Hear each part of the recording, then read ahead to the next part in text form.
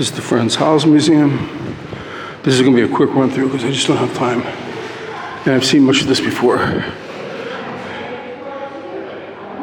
But it might be interesting for you. This particular painting is very famous because this is one of Frans Hals's earliest works. Trade Reserve. From 1611. 1611 is really, really, really long time ago. Long before Rembrandt. And the thing about it is that Hals lived a long life. This museum is in an old age home. This one here, which you can see is a small one, is Theodorus Cervellus, 2000 or 1617. And this is also Hals.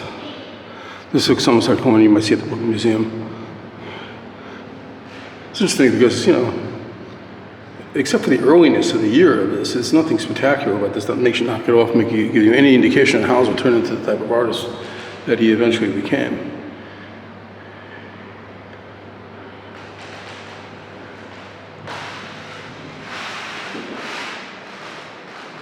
Simple portraits. This one's one of my favorites, actually. Because this is Judith Lester, who, her relationship to Frans Hals or to Probuscus or even to Rembrandt is a question. But she's one of the rare Dutch artists, women artists of stature. She married, I think, Molen, and who was a substantial artist also, who's got some works in the Hague. But this is a portrait of her. Actually, this is a portrait by her of an unknown woman. Correction. All right, that's me. I'm an idiot. Keep walking through. This looks almost like an English piece of work, but it's not. It's from the 1560s. This is how advanced the Dutch were. I mean, really. The composition here echoes the 17th century, or the 18th century, and it's a 15th, 16th century painting. It's almost Rococo in its design.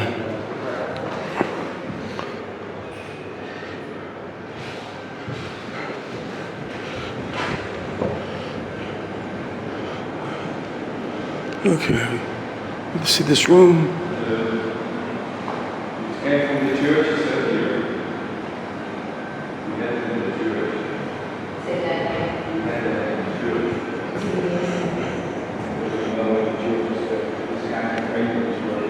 Cornelius Cornelis.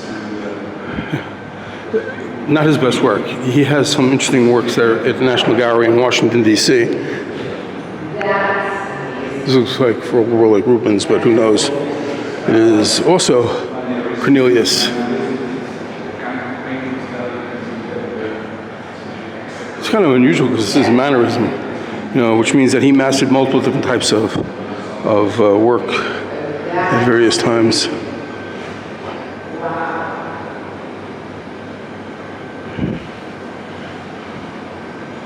But this is actually an exhibit on mannerism. Let's continue on.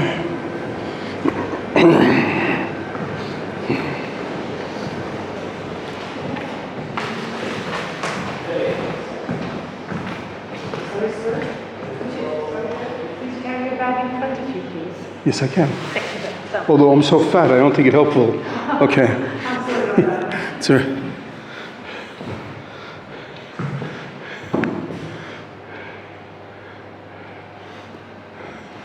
See, this is the 1860s. Nudes from the 1860s, and you can see how advanced the Dutch were. Mentioned in this. Onward. Okay, this is the interesting stuff. These are the group portraits that Hals was particularly famous for. Now, the truth is he was famous for many things, mostly portraiture, of course. And this is where we start, the classic. This is how they used to do it, all lined up, faces in a row. Everybody paid for $1 for the portrait, so everybody was together. And this is Van Schotel, and this is 1525, according to this. What's interesting about this is that He goes to the trouble of documenting everybody for whatever this is. Of course, Franz Hals turns this on its ears. This is not Hals. This is Cornelius again. But here you can see everybody is now spread out, and there's compositional variety in here, including the nice rip of the flag through it. And this is Gerber. Okay, somehow I must have made a wrong turn here because I'm obviously in an area where there's no Franz Hals's paintings.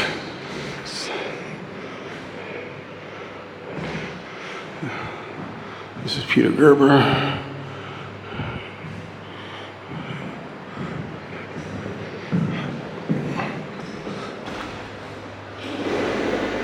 Oh, this is interesting.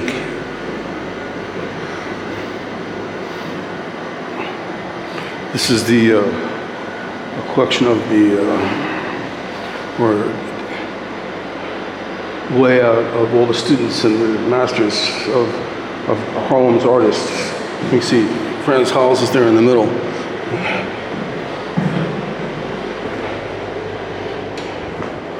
Okay.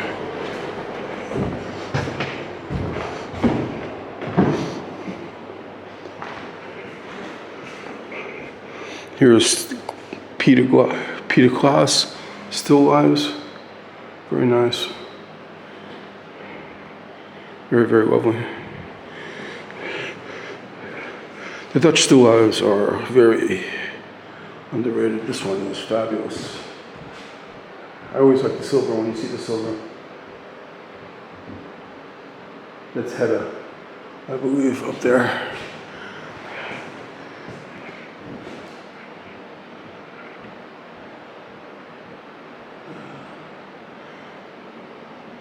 That's Hedda.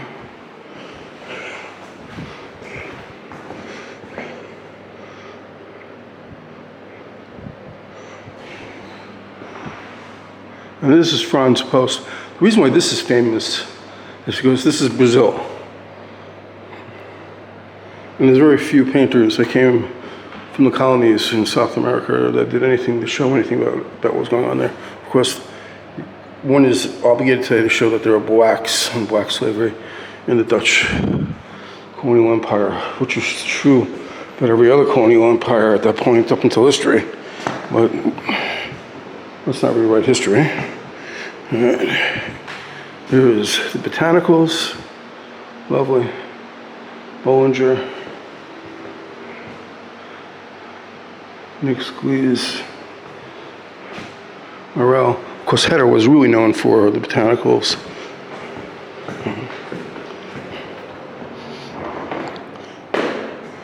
Lovely Delftware, which used to be really boring to me, but I've gotten to like it.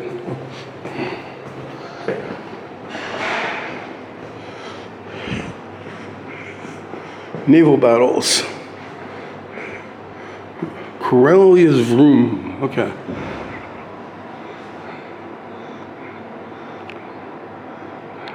The Dutch literally invented this. I mean, well, this is really not a great example. The great examples are in the Rijksmuseum.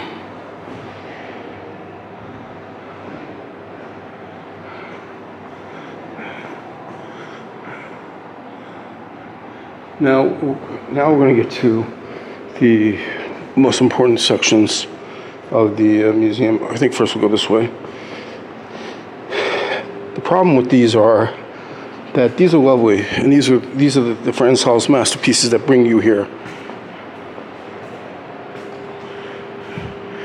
But this is a hard museum to see this stuff in. I mean, this is not bad. This is well lit, and these patrons, and it's not bad, although it's a little dark. But you gotta love the. This is what made Hals everything. Was the expression that he brought forth. And this is early in his career. Later on, by the time he did The Laughing Cavalier, it's much more abstract in his work. And the hands. With Franz Hals, as with Rembrandt, the hands are always busy, doing something expressive. It seems that they understood, the term Homo sapien, the ape that knows, or the ape, but what really was the ape that has hands, Anthropophysis, the tool maker.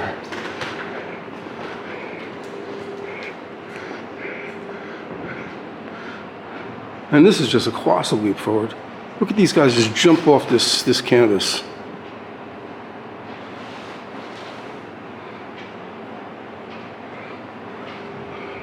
Looks like the local synagogue, actually, on a Friday night after davening.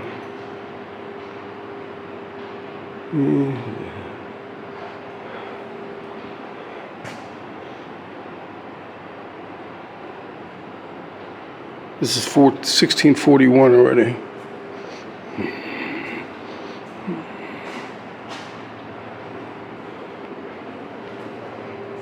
Now this is the Regent's Room, which means that that painting over there probably took place on a table, not somewhere from here, in this actual location, probably. So there's that. Just to let you know.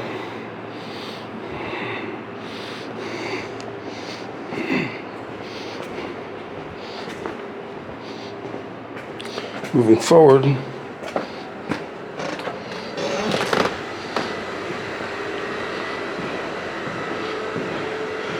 Well, it looks like they finally got smart enough to close these windows, because it used to be you couldn't see these things because of the glare. So now they cut down the glare.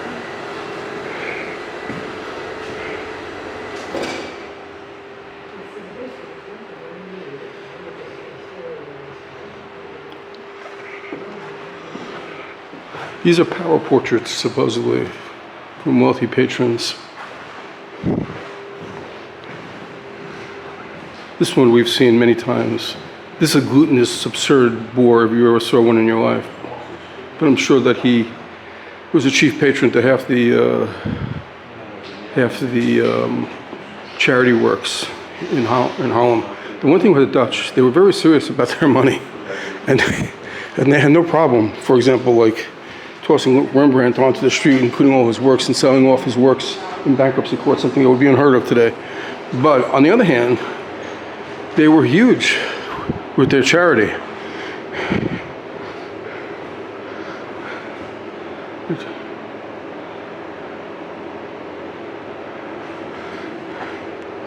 Now this one is extremely famous.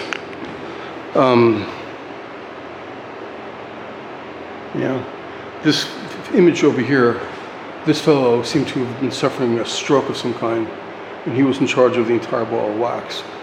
And there was no effort done to doll him up and to make him look more civil than he was. It was a very authentic and human, warm group shot, and it's made this particular piece very famous.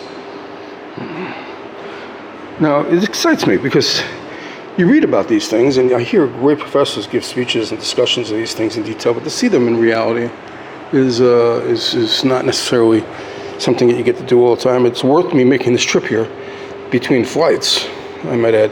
And this is already 1866, and you can see here in the close-up here that by this time, Hals is very, very, very abstract in his painting here. He's such a master of a painter at this point that when you look close, you can see that that everything here is done through abstraction, very much like the late Rembrandt's. And then you step back, and voila, you got almost photographic crystal clarity.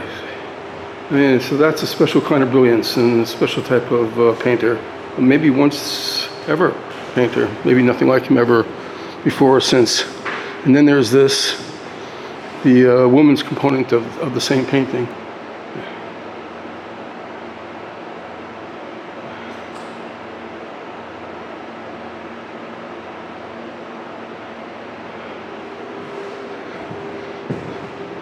And then this one.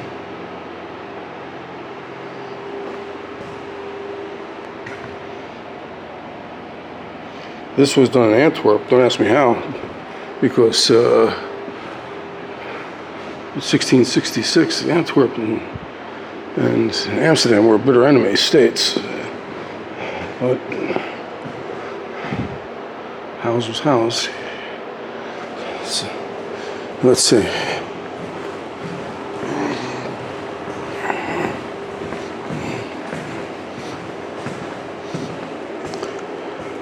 I could go this way, but it looks like it's under construction. And I really want to go back and see those other paintings. So let's go do that.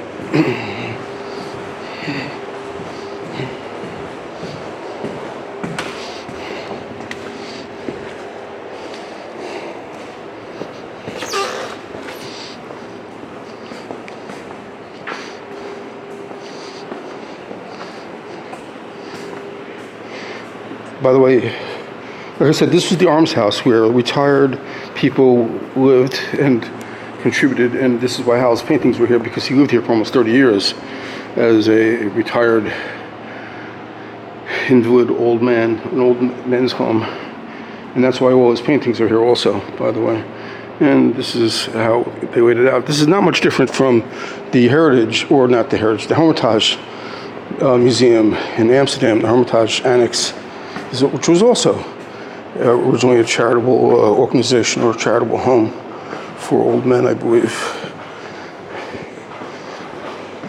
Okay, so this is Westbank. And you see his work.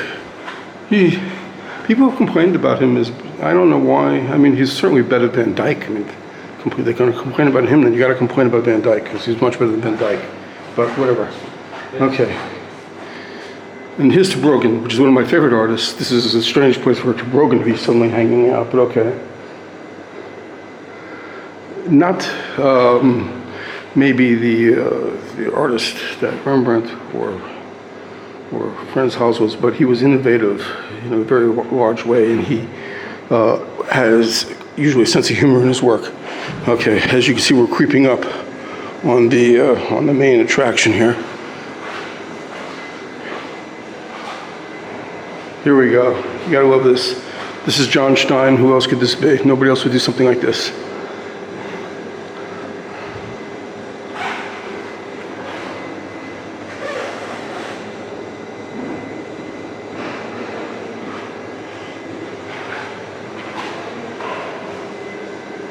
Or maybe I'm wrong.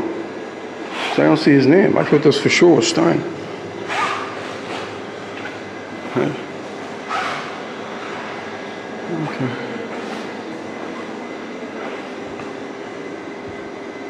Peter Rostand, whoever that is. See, Frans Hals was not the only person in this house that painted. He had also other relatives painting, all which is very interesting, but I have no time.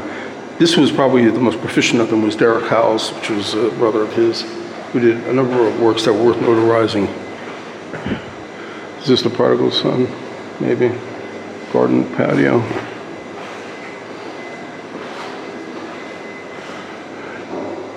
Not easy to paint a dog. Okay, now forget this. Let's go to the main attraction here. Bum, ba-dum-dum. Okay, I'm going to cut off this and then we'll pick this up on the other side.